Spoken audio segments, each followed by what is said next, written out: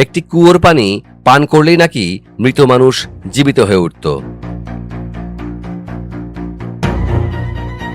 আবার 1000 বছরের পুরনো মন্দির ঘিরে দাঁড়িয়ে আছে রহস্যময় এক প্রত্নতাত্ত্বিক ঢিবি।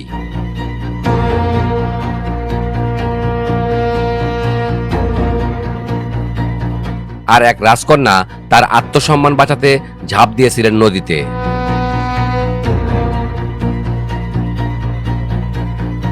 ঘটনাগুলো কি শুধুই রূপকথা, নাকি এর পেছনে লুকিয়ে আছে কোনো বাস্তব সত্য?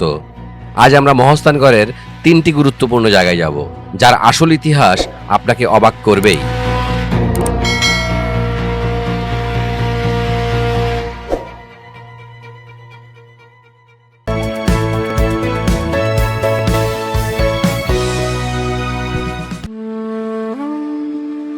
আমরা আছি বগুড়ার মহাস্থানগড়ে। আমাদের প্রথম স্পট মহাস্থানগড়ের দুর্গের ভেতরের ঐতিহাসিক জিয়তকুণ্ড বা জীবনকূপ। লোকগাথা বলে রাজা পরশুরামের সাথে শাহ সুলতান বলখি রহমতুল্লাহ আলাইয়ের যুদ্ধের সময় জাদুকরী কোনো শক্তির মাধ্যমে এই কুয়োর পানি খাইয়ে মৃত সৈন্যদের বাঁচিয়ে তুলতেন পরশুরাম। কিন্তু এটি কি শুধুই অলৌকিক রূপকথা? ইতিহাসবিদ ও গবেষকরা বলছেন, মানব ইতিহাসে পানি দিয়ে মানুষ জীবিত করার ঘটনা সম্পূর্ণ ভিত্তিহীন ও কাল্পনিক। প্রত্নতাত্ত্বিক বিচারে এটি একটি সুপ্রাচীন বিশাল ব্যাসের প্রথাগত গভীর কূপ। কুয়োর একপাশের স্তরে স্তরে সাজানো পাথরগুলো মূলত পানি কমে গেলে নিচে নেমে পরিচর্যা বা পলি পরিষ্কারের জন্য সিঁড়ি হিসেবে তৈরি করা হয়েছিল। আর অন্য পাশের বিশাল পাথরটি ব্যবহৃত হতো ওপর থেকে দড়ির সাহায্যে ভারী পাত্র টেনে পানি তোলার কৌশলগত অবলম্বন হিসেবে। অর্থাৎ অলৌকিক পানি নয়, প্রাচীন প্রকৌশলবিদ্যার চমৎকার নিদর্শনই ছিল এই জিয়তকুণ্ড। কিন্তু রূপকথার এই রহস্য ভাঙার পর এবার আমরা উত্তরের দিকে এগিয়ে যাব। এবার আমাদের পরবর্তী গন্তব্য মহাস্থানের উত্তর প্রান্তে অবস্থিত ঐতিহাসিক গোবিন্দভিটা।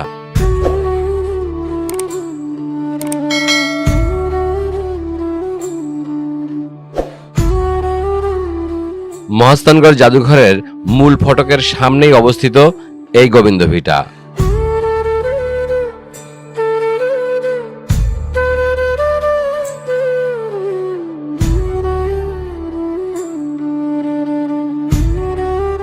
মাত্র 10 টাকার টিকিট কেটে ভেতরে ঢুকতেই নজরে আসবে বিশাল এই প্রত্নতাত্ত্বিক ঢিবি।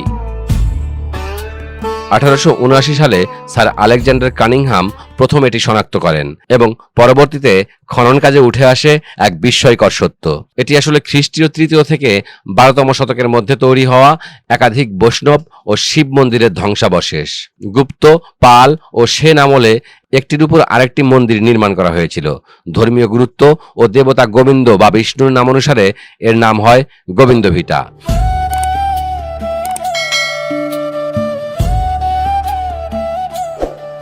একদম করতোয়া নদীর কোল ঘেঁষে দাঁড়িয়ে থাকা এই স্থানের এক কোণে, যেখানে মানুষ খুব কমই যায়, চোখে পড়বে একটি বিশেষ সতর্কবার্তা।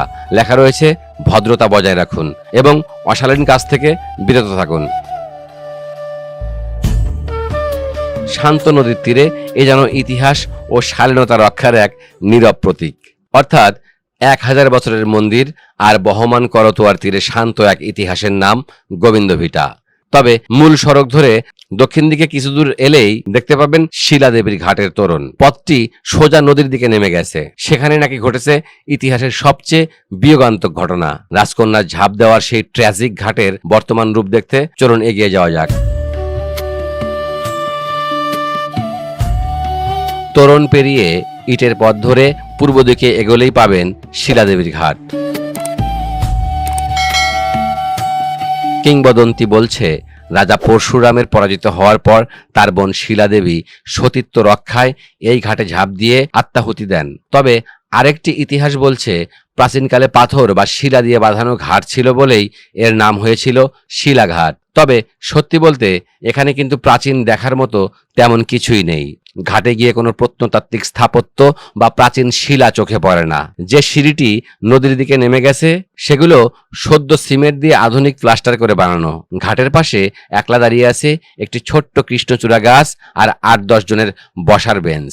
নদীর ওপারে নির্জন একটা শ্মশান।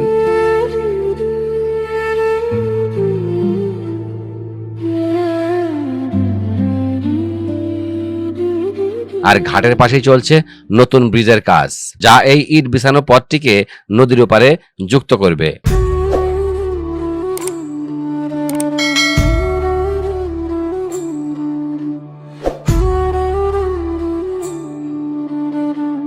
ইতিহাসের শিলাঘাট কিংবা রূপকথার শিলাদেবী, কোনোটির চিহ্নই আজ আর অবশিষ্ট নেই। তবে শীর্ণ করতোয়ার তীরে ছায়া দেওয়া এই কৃষ্ণচূড়া গাছ আর আধুনিক সিঁড়িতে দাঁড়িয়ে শান্ত নিস্তব্ধতা উপভোগ করার অনুভূতিটা একদম ভিন্ন। অলৌকিক কুণ্ডের গল্প, নদীর তীরে সতর্কবার্তা আর ঐতিহ্য হারানো এই নির্জন ঘাট, এই তিনটির মধ্যে কোন বিষয়টি আপনাকে সবচেয়ে বেশি ভাবালো কমেন্টে জানাতে ভুলবেন না। ইতিহাস, ঐতিহ্য আর এমন সব রোমাঞ্চকর অজানা স্থানের রহস্য উন্মোচন করতে গোবেচারার সাথেই থাকুন।